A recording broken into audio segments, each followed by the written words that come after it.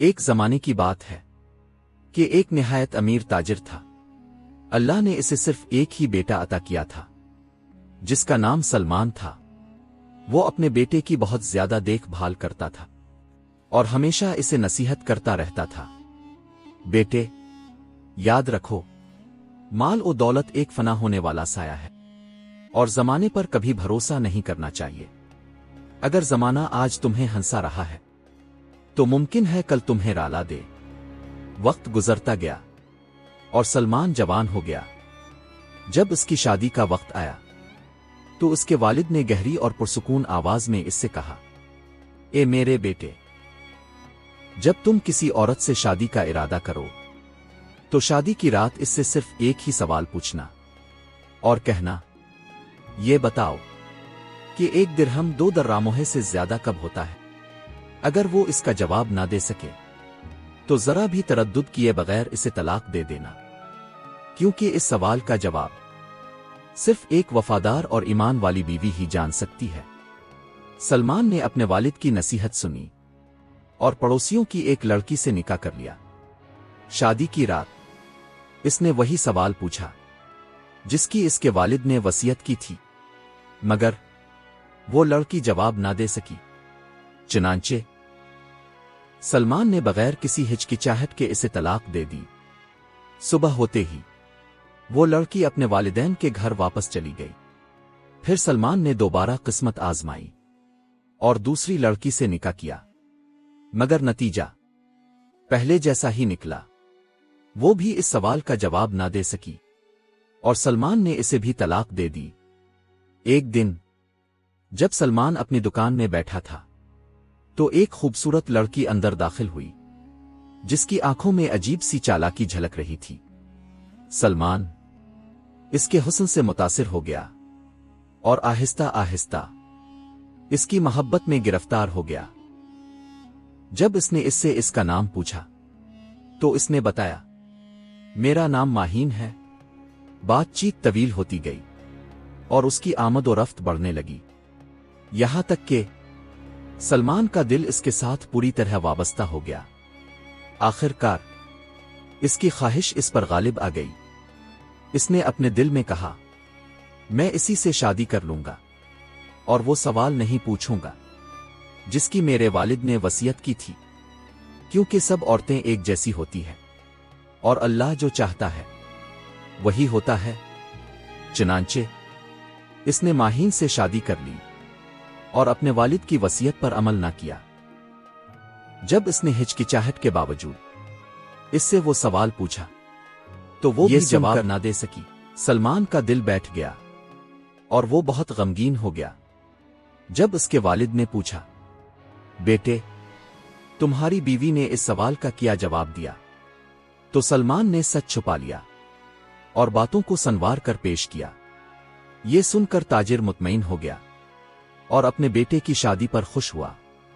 ایک دن جب سلمان حسب معمول بازار گیا ہوا تھا تو اس کے والد نے اپنی بہو کو بلایا اور آہستہ آواز میں کہا، میں تمہیں ایک ایسی چیز دکھاؤں گا جو تمہارے وہم و گمان میں بھی نہ ہوگی۔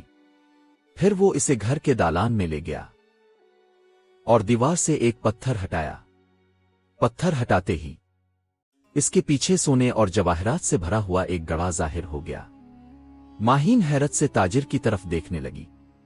تاجر نے آہستہ سے کہا، یہ خزانہ میں نے سلمان کے لیے جمع کر رکھا ہے اور مجھے ڈر ہے کہ میرے مرنے کے بعد وہ اسے ضائع کر دے گا، کیونکہ وہ ناز و نعمت میں پلا ہوا لڑکا ہے۔ اس لیے یہ بات ہمارے درمیان ایک راز رہے گی۔ پھر اس نے کہا، تم اسے اس خزانے میں سے اسی وقت دینا جب اس پر سختی آ جائے۔ مجھے تمہاری سمجھداری پر بھروسہ ہے۔ کیا خبر زمانہ اس کے لیے کیا کچھ چھپا کر رکھے۔ ماہین یہ سن کر خوش ہوئی اور اس نے وعدہ کیا کہ وہ اس وصیت پر عمل کرے گی اور اس کے بیٹے کے ساتھ وفادار رہے گی۔ مگر حقیقت یہ تھی کہ لالچ اس کے دل میں جاگ چکا تھا۔ دن گزرتے گئے اور وہ اپنے سسر کی خدمت کرتی رہی۔ تاکہ وہ اس پر اور زیادہ اعتماد کرے، اور اپنے شوہر کے سامنے بھی اطاعت کا مظاہرہ کرتی رہی۔ کچھ عرصے بعد تاجر کا انتقال ہو گیا۔ اس کے بعد ماہین نے اپنا اصل چہرہ دکھانا شروع کر دیا۔ وہ اپنے شوہر سے مال اور تحفوں کا مطالبہ کرنے لگی، اور سلمان اس کی کوئی بات رد نہ کرتا تھا، بلکہ وہ بے حساب خرچ کرتا رہا۔ یہ حالت کچھ عرصے تک چلتی رہی، یہاں تک کہ وہ سارا مال ختم ہو گیا جو اسے اپنے والد سے وراثت میں ملا تھا۔ جب ماہین نے دیکھا کہ اس کے شوہر کا مال ختم ہو چکا ہے اور وہ تنگ حال ہو گیا ہے، تو اس نے اسے اس خزانے کے راز کے بارے میں کچھ نہ بتایا جو اس کے والد نے اسے بتایا تھا، بلکہ اس راز کو اپنے دل میں چھپا لیا اور اسے کچھ بھی نہ دیا۔ تجارت سے غفلت کی وجہ سے سلمان کے گاہک کم ہو گئے اور وہ پہلے کی طرح نفع کمانے کے قابل نہ رہا۔ اس نے باقی بچا ہوا سامان بہت کم قیمت پر بیچ دیا تاکہ گزارا کر سکے اور اپنی بیوی پر خرچ کرتا رہے۔ آخر کار اس نے اپنی دکان بھی بند کر دی۔ جب اس کے پاس بالکل پیسے نہ رہے تو وہ بازار گیا اور مزدوروں کے ایک گروہ کے ساتھ کھڑا ہو گیا، اس انتظار میں کہ کوئی اسے کام پر بلا لے۔ وہ اپنی حالت پر افسوس کرنے لگا کہ کس طرح عزت اور آسائش کے بعد وہ ذلت میں آ گیا۔ جب ماہین نے دیکھا کہ اس کا شوہر اب اس کی خواہشات پوری کرنے سے عاجز ہو گیا ہے تو اسے ذرا بھی شرم نہ آئی، اور اس نے محلے کے قصاب کے ساتھ تعلق قائم کر لیا جو اسے وہ گوشت دیتا تھا جس کی اسے خواہش ہوتی تھی۔ وہ اسے اپنے شوہر کی غیر موجودگی میں پکا کر کھا لیتی تھی، جبکہ اپنے شوہر کو وہ صرف روٹی اور تیل دیتی تھی، اور اس کے والد کی تمام بھلائی کو بھلا دیا۔ ایک دن ایک شخص نے سلمان کو دیگر مزدوروں کے ساتھ کام کرنے کے لیے بلایا۔ خوش قسمتی سے یہ شخص اس کے والد کا پرانا دوست نکلا۔ اس نے اسے دوگنی اجرت دی اور اپنے ساتھ کھانا کھانے کی دعوت دی۔ جب سلمان دسترخوان پر بیٹھا تو اس شخص نے بتایا کہ وہ اس کے والد کو برسوں سے جانتا تھا۔ پھر اس نے پوچھا، تم اس کام میں کیسے لگ گئے ہو جو تمہیں زیب نہیں دیتا، حالانکہ تمہارے والد نے تمہارے لیے عزت اور بہت سا مال چھوڑا تھا؟ بس سلمان نے اسے اپنی پوری کہانی سنا دی۔ اس کے والد کے دوست نے کہا، مجھے یقین نہیں آتا کہ تمہارا مال اتنی جلدی ختم ہو گیا ہو۔ تمہارا والد تو شہر کے امیر ترین لوگوں میں سے تھا۔ مجھے پورا یقین ہے کہ تمہارے والد نے تم سے بہت سا سامان چھپا کر رکھا ہوگا، کیونکہ اسے گمان تھا کہ تم اس کے انتقال کے بعد یہ دولت ضائع کر دو گے، اور یہ بھی بعید نہیں کہ اس نے اپنے اس راز کی بات تمہاری بیوی کو بتا دی ہو جب اس نے اس پر اعتماد کر لیا ہو۔ سلمان اس شخص کی ذہانت اور گہری بصیرت پر حیران رہ گیا۔ پھر اسے یاد آیا کہ اس کی بیوی اس سوال کا جواب نہ جانتی تھی، اور یہ کہ اسی نے اپنے والد کو دھوکا دیا تھا اور اس کی وصیت کو نظر انداز کر دیا تھا۔ یہ سوچ کر وہ بہت غمگین ہوا۔ اس نے اپنے والد کے دوست سے مشورہ مانگا تو اس نے اسے ایک تدبیر بتائی اور کہا، تم ظاہر کرو کہ تمہیں اپنے والد کے مال کے بارے میں کچھ معلوم نہیں، تاکہ تمہاری بدکردار بیوی ہوشیار نہ ہو جائے۔ سلمان گھر واپس آیا اور اپنی بیوی ماہین کو بتایا کہ اس کے پاس اب کوئی مال نہیں رہا اور وہ یہ گھر بیچ کر اس کے بدلے ایک چھوٹا سا مکان خریدے گا۔ پھر اس نے اس سے کہا کہ وہ چند دن کے لیے اپنے میکے چلی جائے تاکہ وہ اس کے لیے رہنے کی نئی جگہ تیار کر سکے۔ ماہین مسکرائی اور اس بات سے بہت خوش ہوئی۔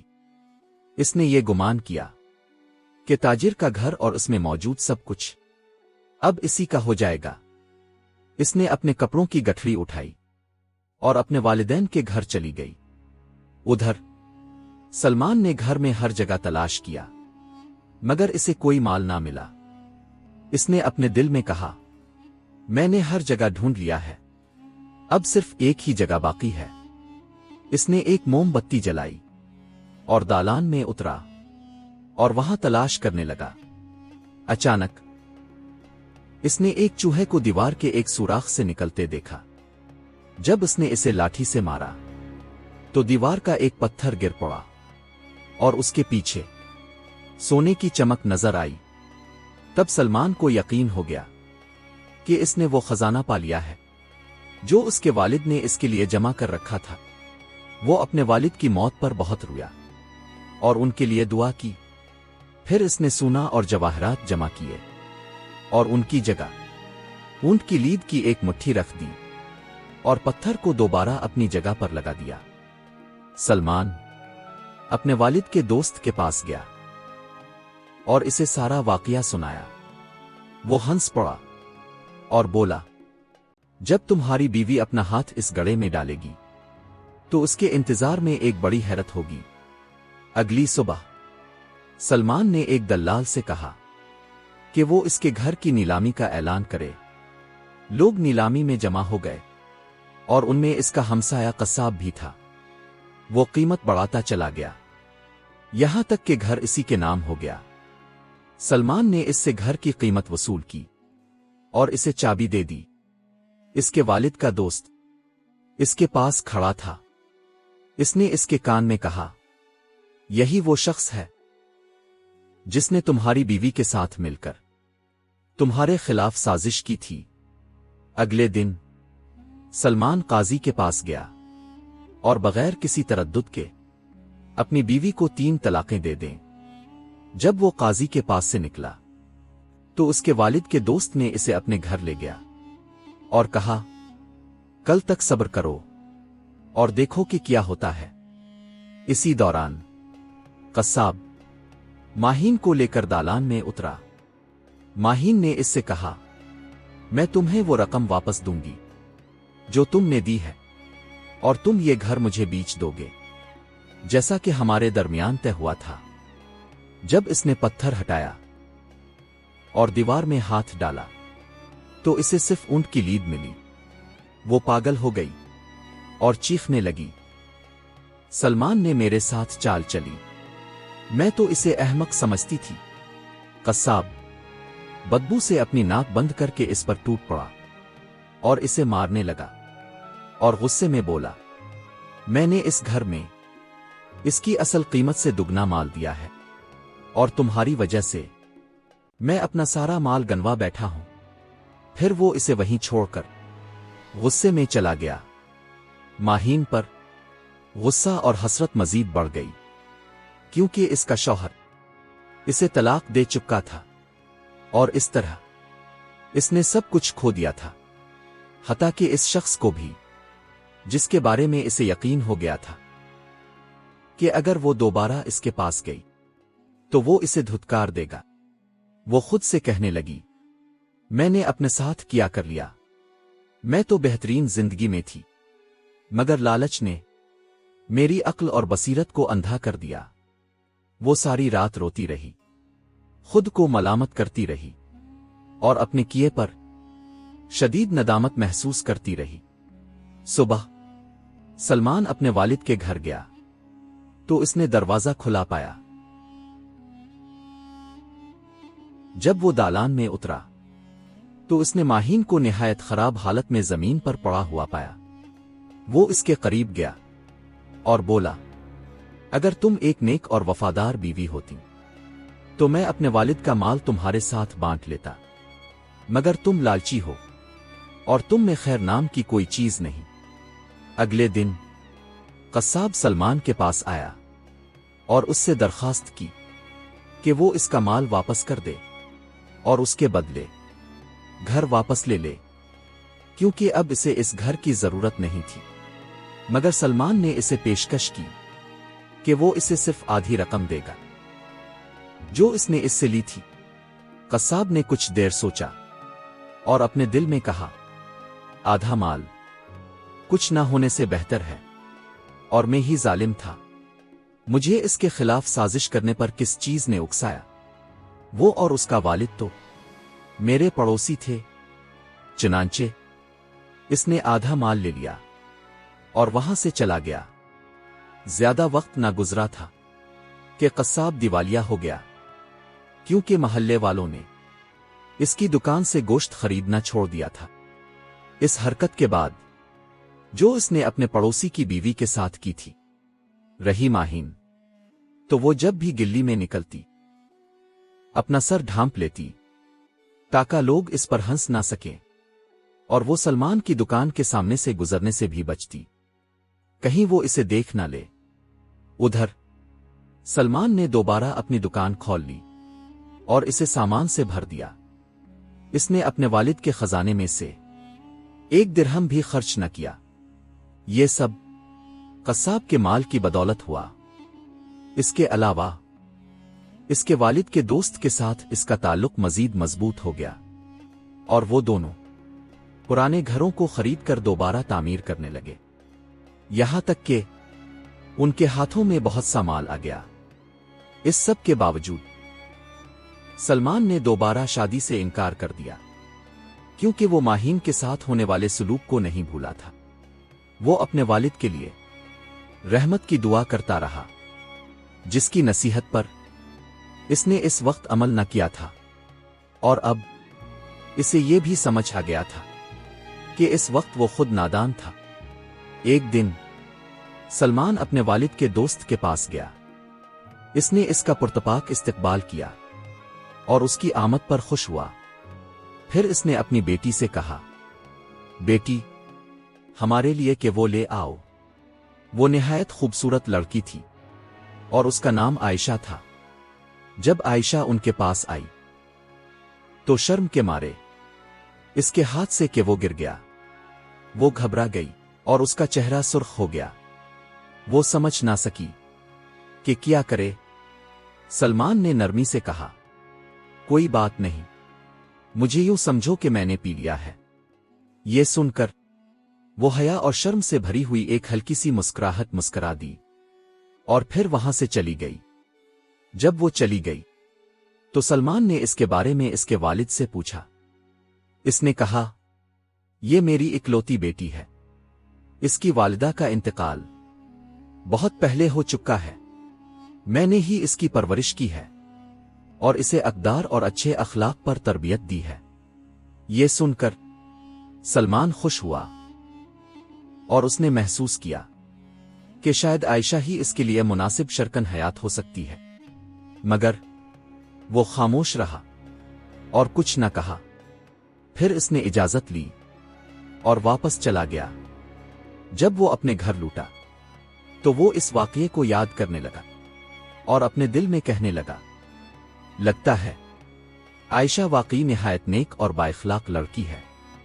اس نے اس سے رشتہ بھیجنے کا ارادہ کیا، مگر اچانک اسے یاد آیا کہ یہی بات اس نے پہلے اپنی بیوی ماہین کے بارے میں بھی کہی تھی۔ اس سے پہلے کہ اس کا اصل چہرہ سامنے آتا، پھر اس نے خود سے کہا، لیکن کیا واقعی تمام عورتیں ماہین جیسی ہوتی ہیں؟ چنانچہ سلمان نے یہ طے کیا کہ عائشہ سے نکاح کی بات آگے بڑھانے سے پہلے وہ اس کی آزمائش کرے گا۔ اسے معلوم تھا کہ عائشہ ہر صبح بازار جاتی ہے۔ اگلی صبح وہ اپنے گھر سے نکلا اور راستے میں اس کا انتظار کرنے لگا۔ جب اس نے عائشہ کو آتے دیکھا تو اس نے جان بوجھ کر اپنی جیب سے سونے کا ایک نہایت قیمتی ہار، جو نایاب جواہرات سے جڑا ہوا تھا، زمین پر گرا دیا۔ سڑک کے کنارے ایک درخت کے پیچھے چھپ گیا۔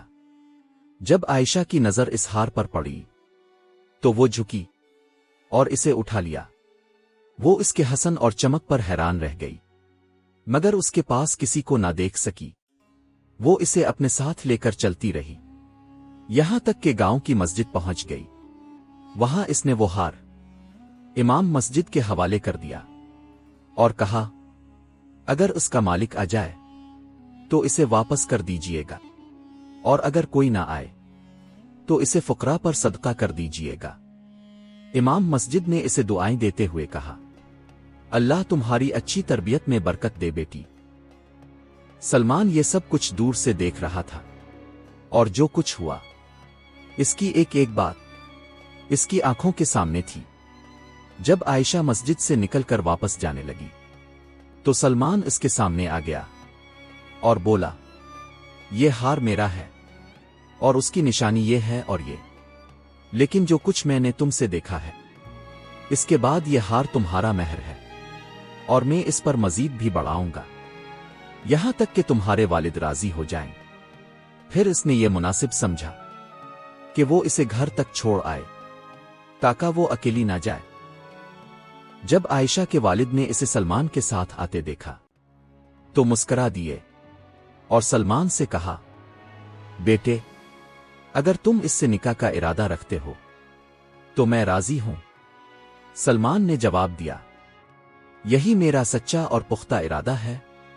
عائشہ کے والد نے کہا، لیکن میری بیٹی کا مہر معمولی نہیں اور میں شرط رکھتا ہوں کہ تم اسے وہ تمام سونا دے دو جو تمہارے والد نے تمہارے لیے چھوڑا تھا۔ سلمان نے بغیر کسی تردد کے کہا، اللہ کی قسم، عائشہ کے بعد میرے لیے کوئی چیز نہیں، خاص طور پر اس کردار کے بعد جو میں نے اس میں دیکھا ہے۔ یہ سن کر اس کے والد ہنس پڑے اور بولے، میں تو صرف یہ جانچنا چاہتا تھا کہ تم اس کے لیے کس حد تک سنجیدہ ہو، کیونکہ مجھے بھی اپنی اکلوتی بیٹی کے لیے زمانے کے نشیب و فراز کا خوف ہے۔ رہا مہر، تو تمہارے ہاتھ میں جو ہار ہے وہی اس کے لیے مہر بھی ہے اور اس سے زیادہ بھی۔ شادی کی رات سلمان نے اپنی دلہن سے وہی سوال کیا جس کی وصیت اس کے والد نے اسے کی تھی۔ اس نے کہا، اے عائشہ، بتاؤ 1 درہم 2 دراہموں سے زیادہ کب ہوتا ہے؟ عائشہ نے مسکراہٹ اور دانائی کے ساتھ جواب دیا، جب اس کا ذریعہ حلال ہو اور مال کو صحیح تقدیر سے خرچ کیا جائے۔ سلمان مسکرا دیا اور بولا، پاک ہے وہ ذات جس نے یہ مقدر لکھا کہ میں تم سے پہلے 3 نکاح کروں تاکہ آخرکار تم تک پہنچ سکوں۔ تم نے میرے تھکے ہوئے دل کا دروازہ کھٹکھٹایا اور میرے احساسات پر قبضہ کر لیا۔ اس وقت جب میں یہ سمجھ بیٹھا تھا کہ تمام عورتیں ایک جیسی ہوتی ہیں۔ اس کے بعد سلمان اور عائشہ نے خوشی، سکون اور محبت کے ساتھ زندگی گزاری۔ اللہ نے انہیں بیٹے اور بیٹیاں عطا فرمائے اور سلمان بڑے تاجروں میں شمار ہونے لگا۔ تب اسے حقیقی معنوں میں احساس ہوا کہ اس کے والد کی وصیت سونے سے بھی زیادہ قیمتی تھی۔ یہاں آج کی کہانی ختم ہوتی ہے۔